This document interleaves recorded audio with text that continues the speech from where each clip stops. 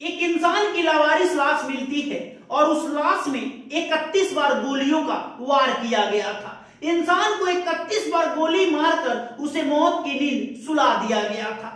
आज से कुछ साल पहले भी एक इंसान को 31 टुकड़े कर दिया गया था और 31 कब्र में दफना दिया गया था। पुलिस प्रशासन कंफ्यूजन का शिकार हो जाती है कि आखिर ये 31 गैंग कौन है और ऐसी वारदात को अंजाम वो क्यों दे रहा है।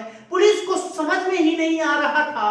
पूरा उत्तर प्रदेश पुलिस इस मामले को सॉल्व करने में जुट गई, लेकिन ये मामला सॉल्व करना इतना आसान नहीं था। नमस्कार, आदाब, सलाम, सत श्री अकाल। मैं हूं विकास वैभव और आप देख रहे हैं क्राइम प्लेस। ये घटना उत्तर प्रदेश के बुलंदशहर का है। बुलंदशहर में एक डॉक्टर परिवार है और उस परिवार में एक डॉक्टर है जिनका नाम है डॉक्टर सदाब। डॉक्टर सदाब अपने क्लिनिक पे जाते हैं, लोगों का इलाज करते हैं और फिर अपने घर आ जाते हैं। ना किसी से दुश्मनी, ना किसी से बैर, उसके बावजूद भी डॉक्टर सदाब को एक रात्रि में 31 बार गोलियों का वार किया जाता है। उनका पूरा शरीर गोलियों से छलनी हो जाता है और वो वहीं पे दम तोड़ देते हैं। पुलिस गश्ती में निकलती है तो एक लावारिस लाश मिलती है। उस लाश को लेकर पुलिस स्टेशन में आ जाती है और उस लाश की तहकीकात करने लगती है कि ये लाश है तो किसका लाश है। पुलिस पता लगाने के लिए जुट जाती है और जितने भी चौकीदार होते हैं उस इलाके के उसे बुलाती है और पहचान करवाने लगती है कि ये लाश किसका है। तो पुलिस को पता चलता है कि ये डॉक्टर सदाब का लाश है। डॉक्टर सदाब के परिवार वाले आते हैं और पुष्टि कर देते हैं कि ये मेरे परिवार का लाश है, यानी कि डॉक्टर सदाब का लाश है।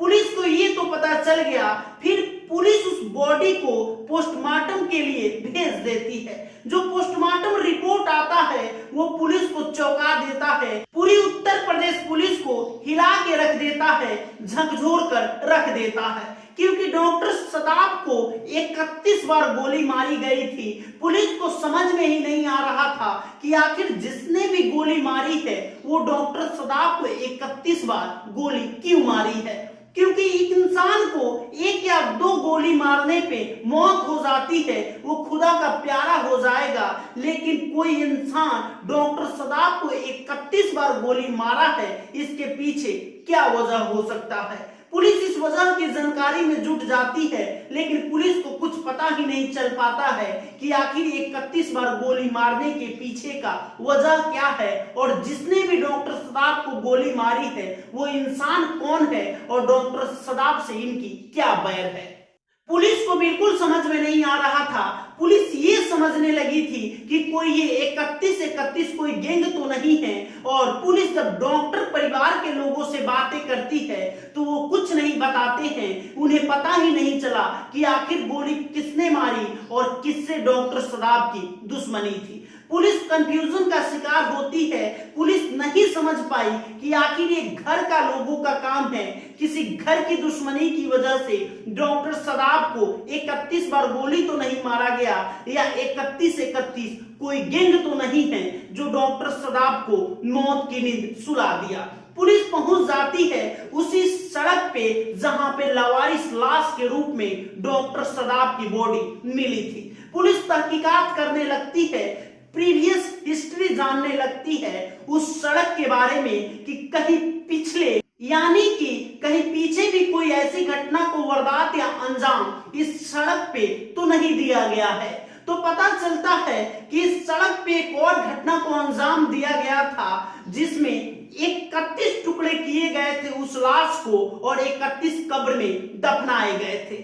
पुलिस उस केस को और डॉक्टर साहब के केस को लिंक करके देखने लगती है कि आखिर ये दोनों केस से कहीं कुछ लगाव या कहीं कुछ रिश्ता तो नहीं है। तो पुलिस को पता चलता है कि दोनों केस से लगाव भी है और दोनों केस से रिश्ता भी है डॉक्टर साहब के कत्ल का। इसके पहले एक इमरान नाम के लड़के के बड़े भाई का कत्ल किया गया था। उसके बॉडी को 31 टुकड़े किए गए थे और 31 कब्र में दफना दिए गए थे। पुलिस इस मामले की जांच करती है तो पता चलता है कि इमरान के बड़े भाई को मारने वाला कोई और नहीं, डॉक्टर साहब के छोटा भाई था।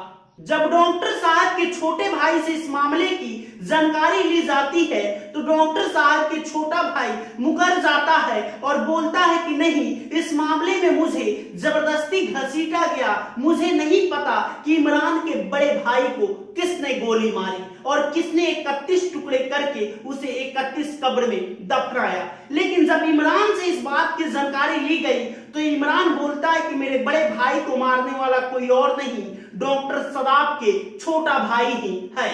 जब इमरान के बड़े भाई को डॉक्टर सदाब के छोटा भाई मारा तो डॉक्टर सदाब को किसने मारा, ये भी गुत्थी अभी सुलझ नहीं पाई थी। पुलिस इमरान को गिरफ्तार कर लेती है, हिरासत में ले लेती है और उसे सख्ती से पूछताछ करने लगती है कि बताओ डॉक्टर साहब का कत्ल किसने किया।